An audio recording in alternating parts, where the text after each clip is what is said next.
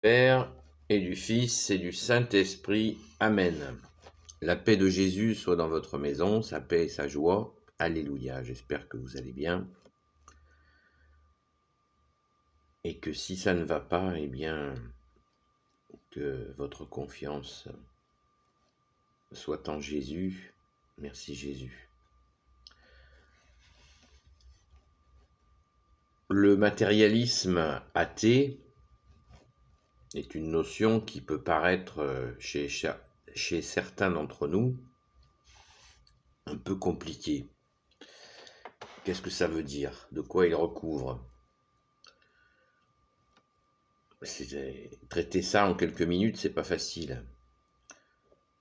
Mais grosso modo, depuis l'après-guerre, Deuxième Guerre mondiale, eh bien, il y a deux forces qui se sont conjuguées, qui étaient déjà en œuvre. Enfin, on peut pas parler d'œuvre, qui étaient déjà en route. C'est le matérialisme et l'athéisme. Il y a toujours, déjà dans tous les siècles, qui a essayé d'avancer, mais à l'après-guerre, avec les privations de la guerre, eh bien, et des influences démoniaques accélérées, eh bien, ça s'est développé tout simplement, avec en France la venue des 30 Glorieuses. J'ai fait une vidéo d'ailleurs sur les 30 Glorieuses, les 30 désastreuses.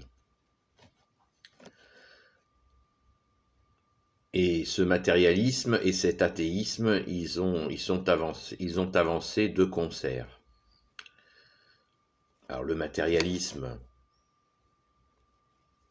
je pense que tout le monde l'a compris, c'est ne voir que la matière. Hop, on enlève le ciel, il n'y a plus que le matériel, acquérir, une maison, une deuxième maison, une troisième maison, une voiture, deux voitures, une moto, machin, etc. Le dernier joujou, patati patata, et n'être que dans la recherche de l'acquisition de biens matériels. Et un jour, se réveiller au milieu de son matériel et se dire, bah oui, quand je vais faire mon passage, quand je vais quitter mon corps, je ne vais rien emmener. Et bien sûr, ça ne nourrit pas l'âme. Ce qui ne veut pas, je ne suis pas en train de vous dire qu'il faut vivre sur une île déserte avec un slip en palme, mais que ce mouvement matérialiste, eh bien, il a oublié l'essentiel. L'essentiel, c'est de nourrir notre âme en Jésus le Christ Jésus, comme dit le grand Saint Paul. Et c'est conjugué à ce matérialisme l'athéisme, comme je viens de vous le dire, c'est-à-dire que dans cette soif d'achat, si on peut parler de soif, dans cette volonté d'acheter de façon compulsive, sans réfléchir, eh bien, il s'est lié l'athéisme, c'est-à-dire l'oubli qu'il y a un bas et un haut, qu'il y a Jésus qui est venu à son premier avènement il y a 2000 ans nous parler de notre âme et nous libérer notre âme prise dans les ténèbres. Jésus est venu et il a entraîné avec lui des millions et des millions de gens, des milliers et des milliers et des milliers de saints et de saintes, pour montrer qu'il y a un après, que cette vie n'est pas une fin en soi, qu'elle est le début de la possibilité de la vie éternelle, d'accéder au royaume des cieux par Jésus, par lui, Jésus le Fils de Dieu, uniquement par lui, car il a dit « Je suis la porte, Nul ne va au Père sans passer par moi, tu nous l'as dit, Jésus. Et le matérialisme athée, entraîné par les forces des ténèbres, par le diable, qui veut dire en fait, quand on dit le diable, il ne faut pas se le représenter comme il a été dessiné avec ses cornes et sa queue. Il faut le voir comme son vrai nom, sa définition, qui veut dire le diviseur, celui qui sème la division, celui qui sème le chaos, celui qui veut nous faire oublier que nous avons un Père dans le ciel, que Jésus nous donne accès à son Père, uniquement Jésus. Nous ne pouvons pas aller au Père directement. Jésus est la porte, comme je viens de le dire, et qu'il y a aussi l'Esprit Saint.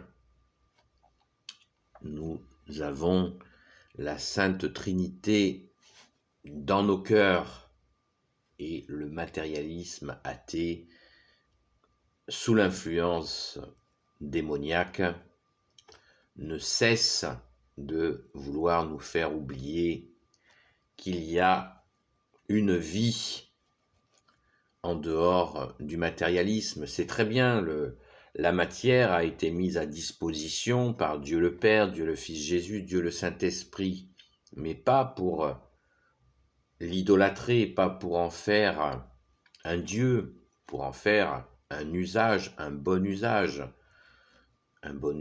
tout à fait intelligent, tout à fait réfléchi et limité. Nous le voyons avec l'excès de travail qui a été cultivé pendant des dizaines d'années. Travailler, se tuer au travail était vraiment bien vu. Et ce qui a conduit se tuer au travail et oublier, bien sûr, de s'arrêter. Pourquoi aller à la messe, puisqu'on peut encore travailler, en oubliant l'essentiel, l'essence du ciel que tu es, Jésus. Toi seul, par ta parole, ô Jésus, peut nourrir notre âme. Et l'Église catholique, apostolique, a fait ce qu'elle a pu pour continuer à dire: il n'y a pas que le travail, il n'y a pas que l'argent, il n'y a pas que l'acquisition de biens matériels. Attention, attention, vous allez au casse-pipe. Mais la frénésie avec la modernité, avec les appareils électroniques, avec la venue de la télévision, avec les écrans, avec toutes ces choses dites modernes, eh bien nous avons cru que ce qui était moderne était forcément bon, alors que nous le voyons dans bien des aspects. Il y a des choses qui étaient mieux avant certaines modernités. Prenons un exemple simple. Internet, je ne vais pas m'en plaindre, c'est absolument magnifique, mais il s'est lié à ça des abandons qui sont inacceptables. Par exemple, nos aînés qui ne peuvent pas se servir d'Internet sont littéralement laissés à l'abandon. Et pas que nos aînés, il y a des gens qui ont cette difficulté de rentrer dans Internet, et pour des démarches administratives, que ces frères et sœurs dans la foi ou en humanité aient été abandonnés est absolument inacceptable, scandaleux. Mais au nom de la modernité, c'est pas grave, c'est bien, débrouillez-vous, trouvez quelqu'un pour s'occuper de vous, etc. Et si vous ne pouvez pas, tant pis, et on vous pénalisera si vous n'êtes pas dans les temps. Donc, ce matérialisme athée a amené des formes d'injustice que le ciel appelle, le ciel en Jésus le Christ Jésus appelle l'iniquité, l'injustice. Elle est insupportable aux yeux de Dieu, insupportable. Prenons bien conscience que Dieu le Père, Dieu le Fils Jésus, Dieu le Saint-Esprit ne n'accepte pas cette iniquité. La coupe est pleine, la coupe d'iniquité par la parole est pleine. Et ces injustices montent vers le ciel.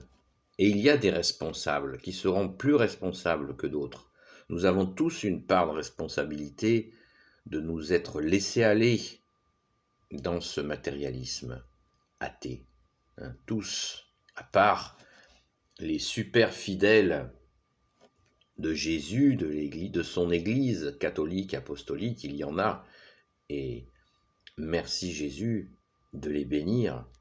Quelle grâce qu'ils beaucoup ont vu venir, ont vu venir cette vague qui allait de toute façon au casse-pipe.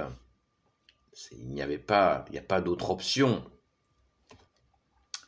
Ce qui est moderne en soi n'est pas toujours mauvais, je viens de le dire. Internet, il y a d'excellents côtés, mais on voit que l'athéisme empêche de poser des limites à la technologie, de pouvoir vous parler comme ça du bon Dieu, que tu es Jésus avec ton Père et l'Esprit Saint, quel bonheur. Mais dans le même temps, l'athéisme sans limite laisse des horreurs passer par le même canal Internet, alors qu'il y aurait, avec un petit peu de courage, des moyens de stopper et d'empêcher les horreurs de passer par le même canal. C'est comme la voiture. En soi, la voiture est un bon outil, mais quand elle est mal utilisée, elle peut être extrêmement dangereuse. Donc, il faut poser des limites, mais l'athéisme, toujours sous couvert d'une fausse liberté, nous fait croire que, voilà, il ne doit pas y avoir de limites. Alors que la parole de Jésus nous a tout de suite montré, il y a 2000 ans, qu'il y a des limites. Quand Jésus nous pose des interdits, eh bien, il pose des limites. Il agit en totale responsabilité, le Fils de Dieu qui vient dire la vérité qui avait été cachée. Et Jésus nous pose des limites, même si c'est justement des limites d'amour. Quand vous dites à votre enfant « ne t'approche pas de la casserole d'eau bouillante », eh bien, vous posez une limite. Voilà, nous posons régulièrement des limites par amour. Et l'athéisme, le matérialisme athéiste a fait croire que poser une limite était mauvais, que c'était que les méchants, le vilain mal qui pose des limites. C'est très méchant de poser des limites. Tout doit être permis. Non, ce n'est pas de l'amour, ça. C'est tout simplement de la destruction. Les enfants ont besoin de limites, les adultes aussi, de limites d'amour. Voilà, comme nous l'a dit Jésus, que ton oui soit un oui, que ton non soit un non. C'est l'amour. Et il y a des limites. Donc, on peut en parler pendant des heures, mais le matérialisme athée, nous sommes au bout du bout. Nous voyons autour de nous des gens complètement déboussolés. C'est très visible. Ça se voit. Quand on le voit même des gens rentrer dans une église, on les voit, ils se déplacent, ils cherchent, et c'est heureux de les voir venir dans l'église, car leur âme a soif de toi, Jésus, mais ils ne l'ont pas encore compris. Mais ça vient, plein de gens reviennent, soyons tout à fait confiants, même si c'est terriblement dur, même si les épreuves sont terribles, soyons confiants de l'issue, car Jésus nous en a fait la synthèse. Quand tu nous dis Jésus, ce monde passera et ma parole ne passera pas. Voilà, Jésus nous a mis en garde, il nous a dit les choses. Certains cherchent les prophéties de ceci, les prophéties de cela. Tout est là. Le monde passera, ma parole ne passera pas. Donc accrochons-nous à ta parole, ô Jésus, et regardons ce monde passer sans nous y accrocher. Pas comme des vaches qui regardent des trains passer, mais prions pour toutes celles et ceux qui souffrent, prions aussi pour nous-mêmes, bien entendu, de façon à ce que les souffrances soient soulagées. On ne peut pas regarder les souffrances des autres, les souffrances de la France, des nations, les bras croisés en disant « bon, j'attends que ça passe ». Non, mais non, justement, nous sommes touchés par la souffrance des autres. Et il plaît à Jésus que nous agissions aussi. Nous prions et nous agissons. Prière sans action, ça n'est rien. Il faut agir aussi. Jésus nous a dit ce qu'il fallait faire. Jésus nous l'a bien dit, nourrissez les affamés, donnez à boire à ceux qui ont soif, vêtissez ceux qui sont nus, libérez les captifs, visitez les malades, visitez les prisonniers. Alors les captivités, les prisons, vous savez qu'il y en a beaucoup. La télévision est une prison, certainement la plus grande prison de toute la terre. Il a dit aussi accueillir l'étranger. L'étranger n'est pas forcément quelqu'un qui vient de très très loin, ça peut être le cas aussi. Voilà ce qu'il faut faire. Jésus nous a jamais dit qu'il fallait regarder le monde passer sans rien faire. Non, non, non, non. Tous les grands saints ont agi avec de la charité, qu'ils déversaient la charité, l'amour de Jésus auprès des pauvres et des malheureux. Les saints l'ont fait et n'ont cessé de le faire et le font encore. Merci Jésus, ce sont toutes les œuvres de Jésus. Jésus continue à faire ses œuvres sans arrêt, sans arrêt. Saint Jean nous l'a bien expliqué, il nous a dit, si l'on écrivait sur des livres les œuvres de Jésus, les miracles de Jésus, la terre ne suffirait pas pour contenir tous ces livres.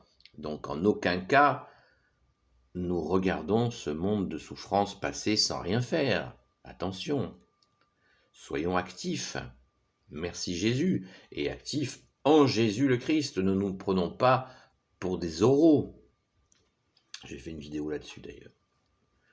Nous demandons, nous prions Jésus d'intervenir, nous confions les personnes qui souffrent à Jésus, et Jésus nous montre si nous devons agir de telle ou telle façon.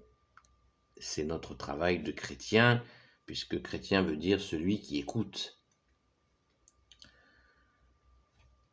Je ne veux pas en parler plus longtemps de cette question, qui est très très très très complexe, mais j'espère vous en avoir fait une synthèse en vous disant encore, en nous disant, je me le dis aussi, retroussons-nous les manches, il y a 30 ans de souffrance que Jésus, le Christ Jésus peut soulager. Amen. Béni soit le Père, le Fils et le Saint-Esprit. Amen. Ô Jésus, toi qui peux tout et qui portes tout, toi le Sauveur, toi l'Emmanuel, je te confie toutes celles et ceux qui regarderont cette vidéo ainsi que leurs proches selon ta sainte volonté, ô Jésus.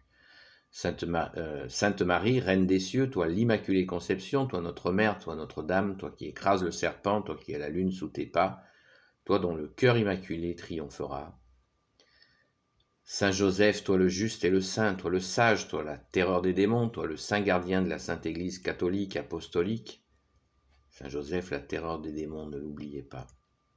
Sainte Marie-Madeleine, notre chère sainte patronne, chère grande sœur, et vous tous les saints et saintes, amis de Jésus, Saint Michel Archange qui est comme Dieu, Saint Gabriel Archange, Saint Raphaël Archange et tes anges guérisseurs, et vous tous les anges qui servez Jésus, je vous confie toutes celles et ceux qui regarderont cette vidéo, ainsi que leurs proches, selon ta sainte volonté, ô Jésus. La paix de Jésus soit dans votre maison. S'il vous plaît, pouce en l'air et commentaire. Bienvenue à, je vois qu'il y a un ou une nouvelle abonnée, bienvenue. Merci pour les personnes qui laissent des commentaires et qui échangent aussi des expériences. C'est très intéressant. Merci à vous. La paix de Jésus soit dans votre maison et je vous dis à très vite.